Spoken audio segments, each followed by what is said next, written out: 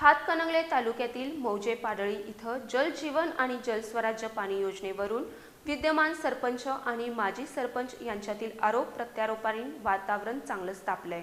विद्यमान सरपंचांनी केलेला आरोप राजकीय आकसापोटी असून या योजनेत कोणताही भ्रष्टाचार झाला नसल्याचं माजी सरपंच विभा पाटील यांनी प्रसिद्धी पत्रकाद्वारे स्पष्ट केलंय। हातकणंगले तालुक्यातील मौजे पाडळी इथे जल जीवन आणि जल स्वराज्य पाणी योजनेवरून विद्यमान सरपंच आणि माजी सरपंच यांच्यातील आरोप प्रत्यारोपांनी वातावरण चांगलंच तापलंय। पाडळीतील जल स्वराज्य आणि जल जीवन योजनेवरून 2 दिवसांपूर्वी माजी सरपंचांनी पाणी पुरवठा योजनेत भ्रष्टाचार केलाय आणि पाणी पुरवठा समितीच्या सदस्यांच्या बोगस सह्यांद्वारे शासनाची फसवणूक केल्याची तक्रार विद्यमान सरपंच सुजाता पाटील यांनी केली होती। शुक्रवारी माजी सरपंच विभा पाटील आणि काही सदस्यांनी ग्रामपंचायतीमध्ये पत्रकार परिषद घेत हे आरोप फेटाळून लावले आहेत।